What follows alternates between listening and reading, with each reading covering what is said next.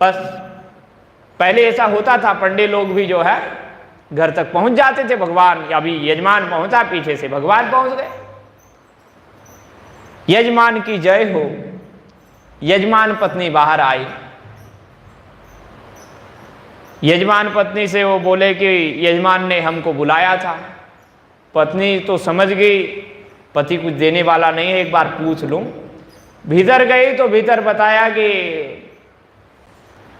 वह तो आया है कोई, आपने किसी को देने को कहा था?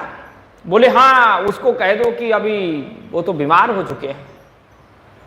वो बीमार हो गए, आने के बाद उनको गंगा जी स्नान करने के बाद सर्दी लग गई, बुखार आ गया। बाहर आके पत्नी ने कह दिया, उस पंडित ने कहा कि यदि वो बीमार हैं तो मैं कैसे जा सकता हूं, यजमान बीमार हो, अब तो इलाज करके ही जाऊंगा। वहीं रुक गए। पत्नी ने कहा वो जाने वाले नहीं है, इलाज करके ही जाएंगे, ऐसा बता रहे। तो उसने कहा कि अब क्या वो पिंड नहीं छोड़ेगा, उसको कह दो कि यजमान तो मर गए। पत्नी आई, कैसी पत्नी रही होगी, जीवित पति को अब आदेश, भाई वो भी पतिव्रता है, पतिव्रता है ना, क्या किया जाए। पति ने जो कहा वो कहना पड़ेगा।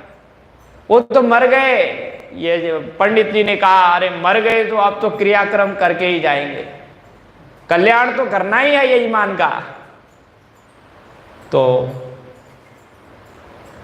अब आप स्त्री, अब लोभी व्यक्ति के पास जो है कोई रहता नहीं है, उसके जो बच्चे अच्छे थे ना वो सब इधर उधर चले गए, क्योंकि वो पैसे ही ना दे तो ऐसे पिता के पास कौन रहे। अब बुढ़िया है तो बुढ़िया रहती थी, कहाँ जाए अपने पति को छोड़ के। तो बच्चे कोई थे नहीं। पंडा ने कहा कि अब तुम स्त्री कहाँ जाओगी, मैं गांव वालों को इकट्ठा कर देता हूं कि वो हमारा यजमान मर गया है, कंधे लगाने आ जाओ। तो पूरे गांव में उस पंडित जी ने जो है आवाज लगवा दी और सब लोग आ गए। अब वो मरने का नाटक करके जो है पड़ा रहा। अब पत्नी रोवे, वो इसलिए रोवे कि ये मरे नहीं हैं और ये जला दिए जाएंगे।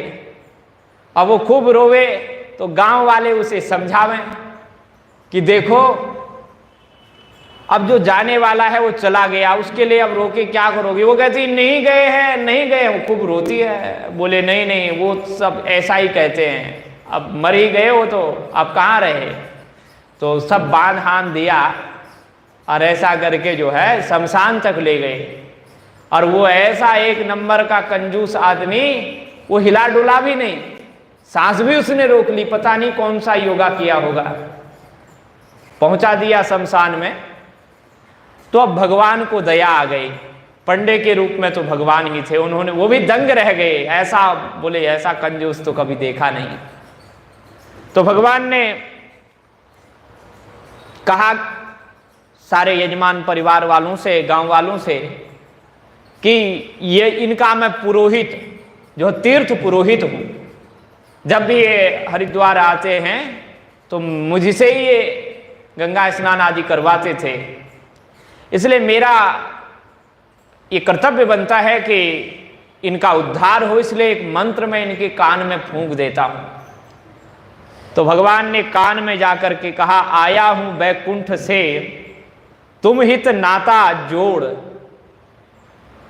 भगवान ने कहा मैं बैकुंठ से आया हूं तुम्हारे साथ नाता जोड़ने के लिए, तुम्हें अपना बनाने के लिए आया हूं।